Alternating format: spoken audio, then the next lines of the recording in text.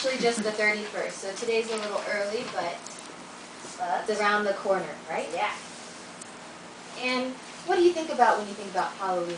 We have witches, we have cats, and What's this?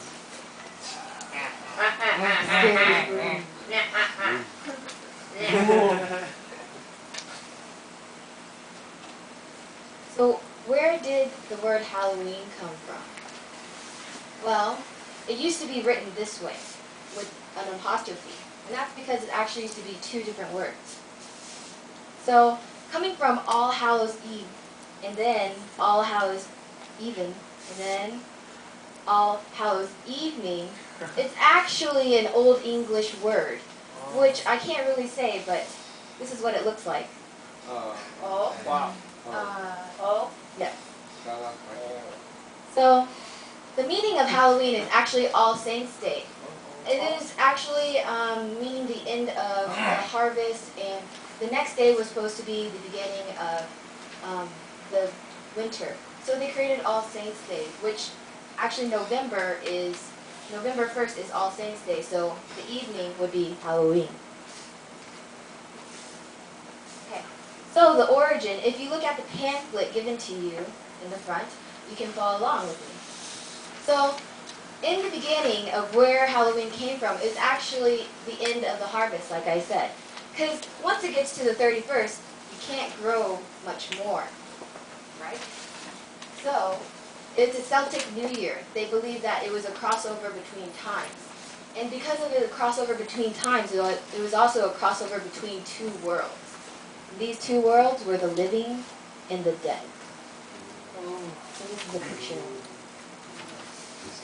And during this time of changeover, they believed that the spirits were very mischievous.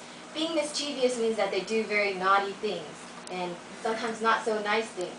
So in order for them to avoid these spirits, they would dress up, usually with a white sheet over their head.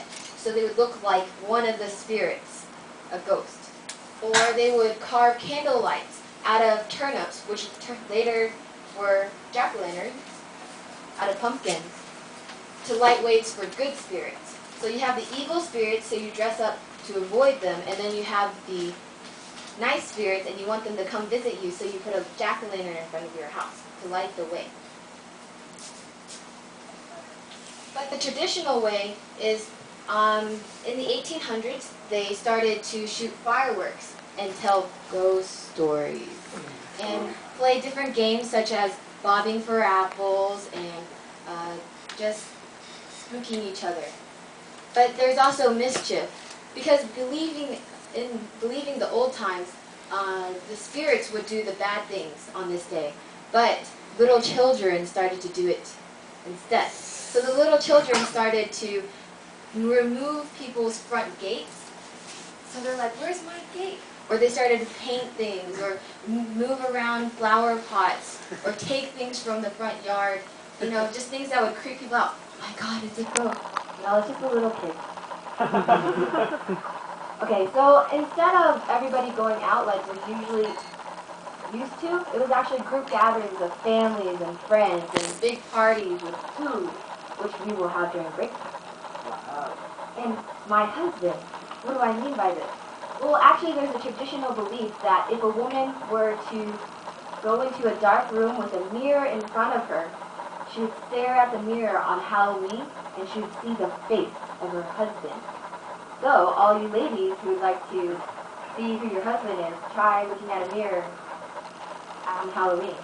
But if you were to see a skull on Halloween, that would mean that you would die before you were married. Just so be careful if you want to try it. So when I talk about mischief with the little kids, the reason why we have trick or treat is because of the mischief. Because they started pulling off mischief, they were in two kind of forms. They have pranks and then more dangerous kinds. Pranks are like small things, like, you know, slapping your friend's back and putting a kick me sign, or removing your teacher's desk, and she's like, "Where do I sit?" So it's like, those are small things that don't hurt anyone.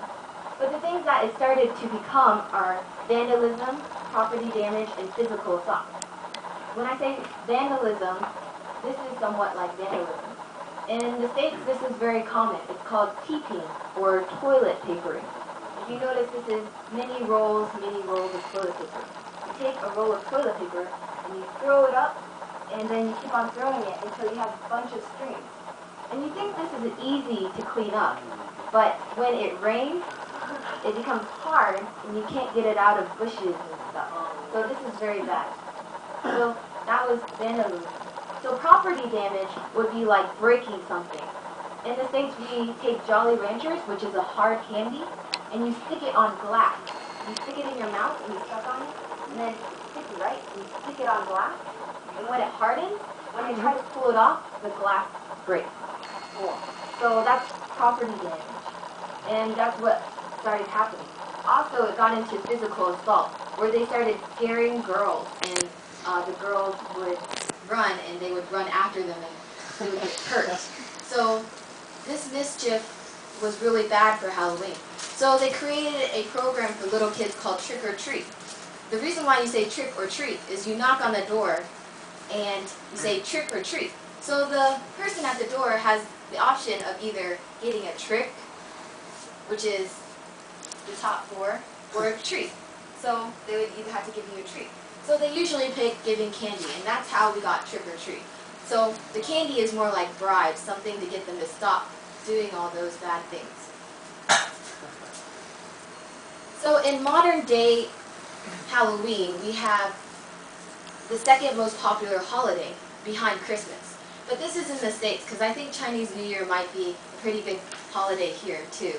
So, second most popular holiday in the States.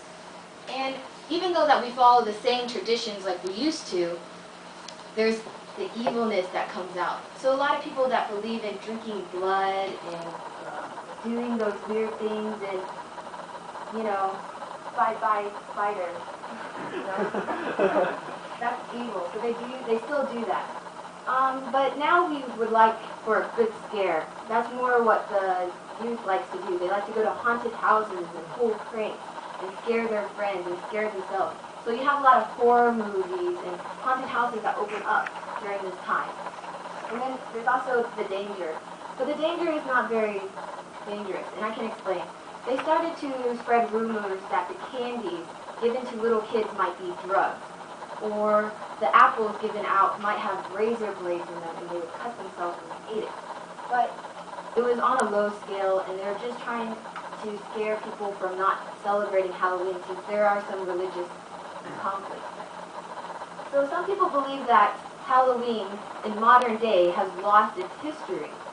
But actually, I think it's more about you. However you want to take it.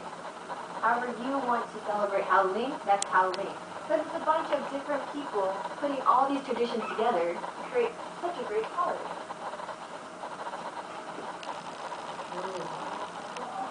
It's scary, huh? So, let's begin the meeting. So the next session we have a doctor that will tell us exactly how to have fun. So let's welcome Leo.